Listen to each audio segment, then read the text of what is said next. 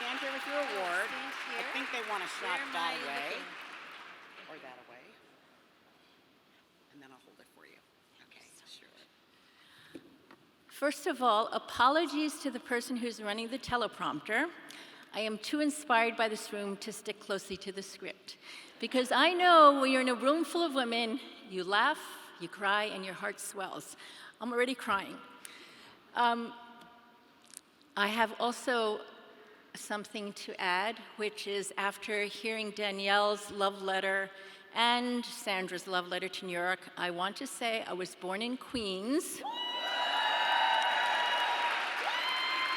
Grew up mostly on Zug Island, then found my way back to Manhattan for many years, where I bought a loft on Franklin Street for $135,000. I foolishly sold that too many years ago and got pulled to a place that was supposed to be sunny and is no longer sunny, Los Angeles. Anyway, my mother, we Asians always talk about our parents. My mother was born in 1917 in Hunan, China. She passed away last year at the age of 104. I know.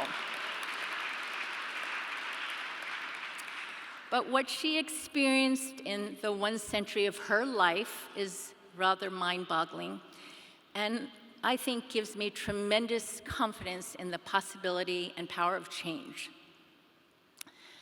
My maternal grandfather, her father, was a Supreme Court judge, but her mother was completely uneducated and could not even read the letters he wrote home to her when he was traveling. My mother's older sister had bound feet, and she was in an arranged marriage.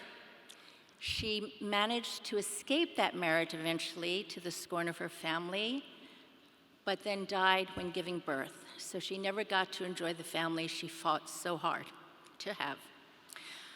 My mother, too, was meant to be in an arranged marriage, but the boy she was betrothed to, and I would never say this about anybody else, fortunately died.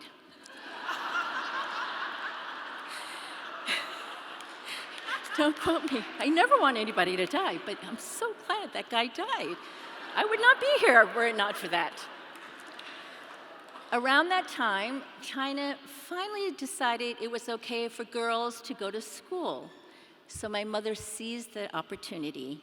She worked very, very hard, but flitting from school to school because China was being invaded by Japanese and many others, and it was in total turmoil.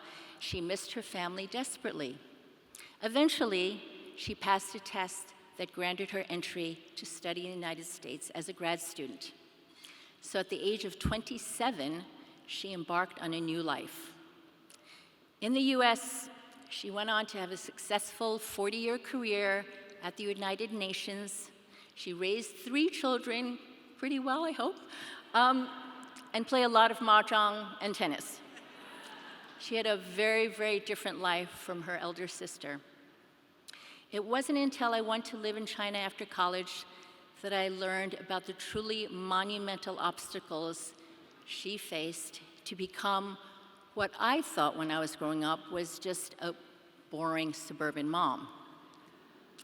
While in China, I saw a lot of movies, beautiful movies, mind you, but they depicted Chinese women as invariably tragic, enslaved in marriages, trapped in social norms. I only then realized that my mother was just an inch away from living that life.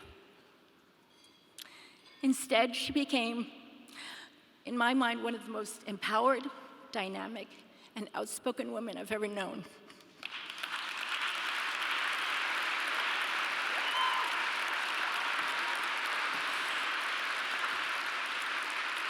I always cry when I do this. It's a good thing I didn't have to talk about my parents at the Oscars. I would have been in puddles again.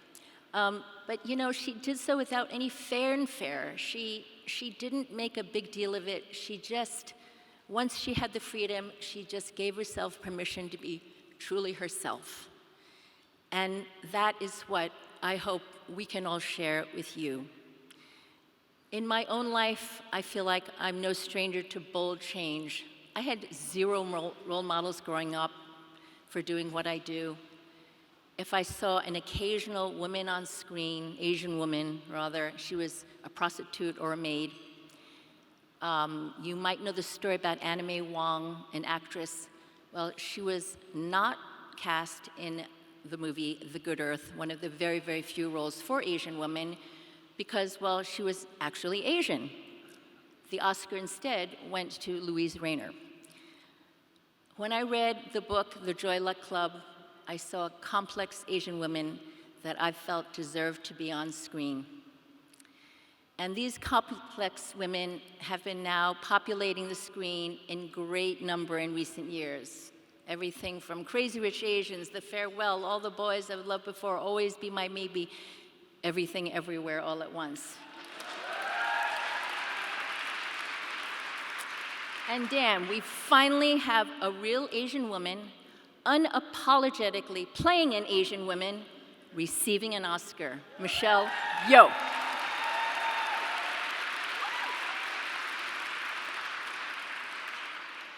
The power of women once unleashed is unstoppable. In Hollywood, I have found an incredible tribe of women, from my mentor, Kathy Kennedy, my former work partner, Lisa Henson, and tons of other incredible women, some of whom are in this room, Janet Grillo, my female Academy governors, Chris Hedges and Jean Chan are sitting here, my partner, my friend from business school, Martha Parker, my niece, Lily Gibson, have to call you all out. I mean, there's so many incredible women. I would not be able to do what I do were it not for so many of you. I feel that when given the chance, we can move mountains.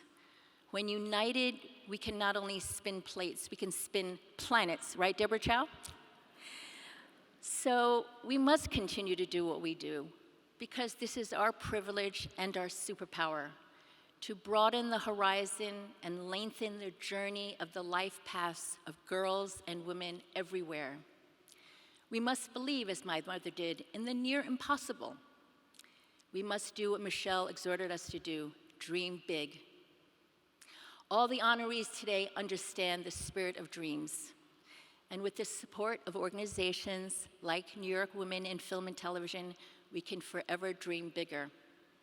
Thank you again for this incredible honor, and in particular to CEO Cynthia Lopez, President Leslie Fields Cruz, Katie, Sybil, the GLAM team, David Uriman, and so many others. Thank you again. I think you go that way, and congratulations.